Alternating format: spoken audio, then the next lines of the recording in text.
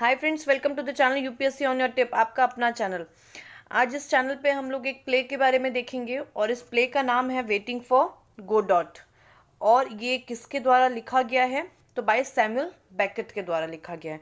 ठीक है, तो इस प्ले के बारे में बोला जाता है, इस प्ले की शुरुआत के बाद से हमने ड्रामा के फील्ड पे एक नया टाइप का प्ले देखना चालू किया, जिसे कहा जाता है थिएटर ऑफ एब्सर्ड। क्या देखना चालू किया? Theatre of absurd. ठीक है, तो उसको मैं वीडियो के लास्ट में बताऊंगी कि थिएटर ऑफ एब्सर्ड क्या है और इस ड्रामा या इस प्ले के बाद वो क्यों शुरुआत हुआ और इस प्ले का सबसे बड़ी थीम क्या है। ठीक है, तो सबसे पहले इस प्ले को स्टार्ट करने से पहले हम इसके ऑथर सैमुअल बेकेट के बारे में थोड़ा सा देख लेते हैं।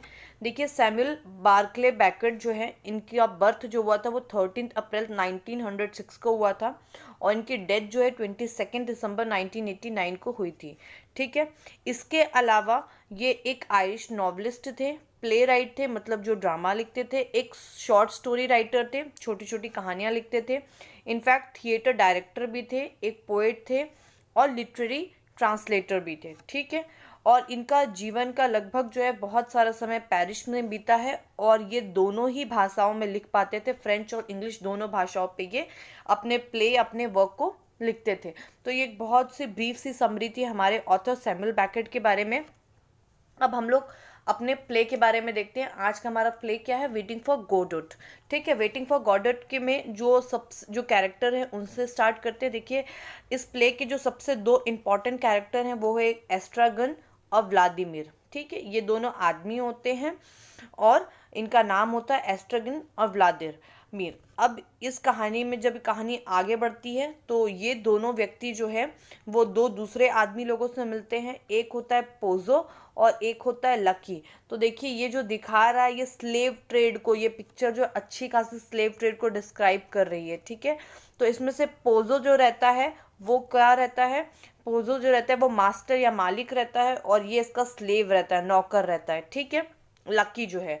फिर आगे चल के हम लोगों को एक और चीज़ देखने को मिलती है। जो आगे का मेन कैरेक्टर है वो है हमारा एक लड़का, एक बॉय होता है जो कि एज अ मैसेंजर रहेगा, और गोडॉट जिसका ये क्या कहते हैं, आपके दोनों व्लादिमीर और एस्ट्रगन जो है वेट करते हैं। ठीक है, जैसा कि मैंने पहले भी बताया है कि हमेशा जो भी आप लोग पढ़ते हैं, जो भी प्ले पढ़ें, जो भी पोइट्री पढ़ें या ड्रामा पढ़ें, नोवेल पढ़ें, हर उसका एक अपना टाइटल होता है और हर टाइटल में कुछ ना कुछ वो अपने आप को बताता है, वो सजेस्ट करता है कि वो किस बारे में बात कर रहा है। ठीक है, जैसे कि आज के हमारे इस प्ले का नाम क्या है? Waiting for Godot. ठीक है, तो यहाँ पे इसका मतलब क्या हो रहा है? गोडोट का इंतज़ार करना। ठीक है, किसके इंतज़ार में? गोडोट के इंतज़ार में। ठीक है, तो सबसे पहले देखिए, वेटिंग फॉर गोडोट जो है वो प्ले किसका है? सैमुअल बेकेट का है, जिसमें दो प्रोमिनेंट कैरेक्टर्स हैं। एक का नाम है व्लादिमीर और दूसरे का नाम है एस्ट्रागन। ठीक है, और ये दोनों इस प्ले में क्या करते हैं? ये लोग एक व्यक्ति जिसका नाम है गोडोट उसका इंतजार करते हैं और वो कभी आता ही नहीं है। ठीक है, इसीलिए वो देखिए वहां पे जो ब्लैंक पिक्चर थी गोडोट की, जो मैंने दिखाई आपको पहले कैरेक्टर में, मतलब वो कभी आया ही नहीं और वो लोग इसके इंतजार पे रहते हैं और ये प्ले पूरा का पूरा सिर्फ उसी आधार पे है। ठीक है, ये प्ले देखिए कैसे शुरुआत होता है। ये प्ले की शुरुआत पे दो व्यक्ति, क्या नाम रहता है? व्लादिमीर और एस्ट्रगन, जो है एक सुनसान सी सड़क में बिना पत्तियों वाले पेड़ के नीचे इंतजार करते रहते हैं। ठीक है, देखिए सबसे पहला ह्यूमरस कंटेंट क्या है? बिना पत्ती वाले पेड़ के नीचे आप इंतजार कर रहे हैं बैठ करके। ठीक है, और ये लोग किसका इंतजार करते रहते हैं? ये लोग इंतजार करते हैं गोडॉट का। ठीक है, ये लोग इंतजार करते करते ये लोग आपस में बहुत सारी बातचीत करते हैं, मतलब इनके बीच में बहुत सारा कॉन्वर्सेशन होता है। फॉर एग्जाम्पल, ये लोग एस्ट्रगन व्लादिमीर से पूछता है, क्या आपने कभी बाइबल पढ़ा है? व्लादिमीर बोलता है, नहीं, सिर्फ मैंने थोड़ी बहुत पिक्चरें देखी हैं, होली पिक्चर्स देखी हैं भैया, कैसा क्या है। ठीक है, इसके बाद कभी व्लादिमीर अपने सिर्फ जूते निकालने में व्यस्त रहता है, या एक बार बीच में जो है एस्ट्रगन सो जाता है तो व्लादिमीर जो है एस्ट्रगन को उठा देता है कि नहीं तुम उठो, अगर तुम सो जाओगे तो मैं अकेला फील करूंगा। ठीक है, तो इस टाइप की चीज़ें होती हैं। तो ये दोनों आपस में बहुत सारे एक दूसरे से बातों में जो है बात करते रहते हैं और ये दोनों इंतज़ार करते हैं कि गोडोट अब आएगा, गोडोट अब आएगा, लेकिन गोडोट और आता नहीं है। ठीक है, तो इनके इंतज़ार के दौरान पे ये लोगों को जो है दो नए व्यक्ति नज़र आते हैं, जिनका नाम होता है लकी एंड पोजो। क्या नाम होता है? Lucky and Pozzo. ठीक है। पोजो जो है वो कहाँ जाता रहता है, पोजो जो रहता है वो मार्केट की ओर जाता रहता है। किस लिए जाता है, to sell a lucky, lucky को बेचने के लिए जाता है, एज अ स्लेव, ठीक है, एज अ नौकर, ये उसको बेचने के लिए जाता है। तो देखिए इस आपको अगर इसमें पूछा जाए कि क्या थीम है, तो देखिए इसमें सबसे प्रोमिनेंट थीम आपको स्लेव ट्रेड की मिल गई, कि जब ये प्ले लिखा होगा उस समय जो है स्लेव ट्रेड की जो है प्रथा चालू रही होगी। तो सबसे पहली इंपॉर्टेंट थीम आपको इसमें जो देखने को मिल गई वो है आपकी स्लेव ट्रेड की, ठीक है। तो वो पोजो जो है वो लकी को बेचने जाता रहता है मार्केट में एज अ स्लेव। तो उसी बीच में वो क्या करता है, एस्ट्रगन और व्लादिमीर को देखता है और उनसे बात करने लग जाता है, ठीक है। और उनसे बात करते करते वो लकी को बोलता है कि तुम थोड़ा सा हम तीनों को एंटरटेन करो, और एंटरटेन कैसे करो, हमारे लिए डांस करो और हमारे लिए गाना गाओ। तो वो लकी जो है वो उन दोनों के लिए, उन तीनों के लिए एक्चुअल में व्लादिमीर, एस्ट्रगन और पोजो तीनों के लिए डांस करता है। इसके बाद लकी और पोजो वहां से चले जाते हैं, ठीक है। फिर इनका इंतजार फिर चालू हो जाता है। तो जैसे ये लोग लकी और पोजो जाते हैं, इनके पास एक लड़का आता है, ठीक है। ये लड़का क्या कौन होता है, ये मैसेंजर होता है, किसका, गोडॉट का एक मैसेंजर होता है। और वो इनके पास एक मैसेज लेकर के आता है। क्या मैसेज लेकर के आता है, वो व्लादिमीर और एस्ट्रगन को बताता है कि गोडोट जो है आज रात को नहीं आएगा, लेकिन वो कल पक्का आएगा, ठीक है। तो अब क्या होता है, व्लादिमीर अब ये दोनों व्लादिमीर जैसे ही उससे लड़के से पूछने वाला रहता है गोडोट के बारे में, कि गोडोट कौन है या क्या है, क्या तुमने देखा है, इतना पूछने के पहले ही वो लड़का जो है वहां से चला जाता है। अब क्या होता है, एस्ट्रगन और व्लादिमीर जो है अब क्या दोनों डिसाइड करते हैं कि चलो अब यहाँ से चलते हैं, अब आज तो गोडोट आने वाला नहीं है। तो जैसे ही वो दोनों ये डिसाइड करते हैं, तो ये जो प्ले है ये 2 एक्ट का है, मतलब इसमें 2 बार 2 सीन्स होंगी। तो जैसे ही ये लोग डिसाइड करते हैं कि हाँ अब यहाँ से चलते हैं, तो वो दोनों उसी जगह पे खड़े रह जाते हैं और उसका पर्दा गिर जाता है। इस ड्रामा के पहले पार्ट का जो है पर्दा गिर जाता है।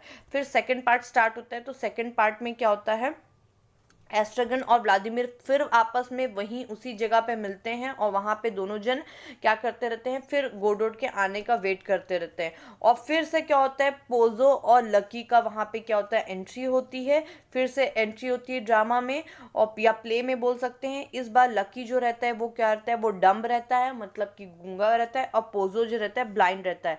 और सबसे बड़ी बात रहती है इस पार्ट पे, पोजो को बिल्कुल याद नहीं रहता है कि वो एस्ट्रगन और व्लादिमीर से इससे पहले भी मिला है, ठीक है। और उसके बाद वो दोनों उन दोनों को देखते हैं, एस्ट्रागन और व्लादिमीर को क्या कहते हैं, दोनों से मुलाकात होती है और फिर उसके बाद चले जाते हैं।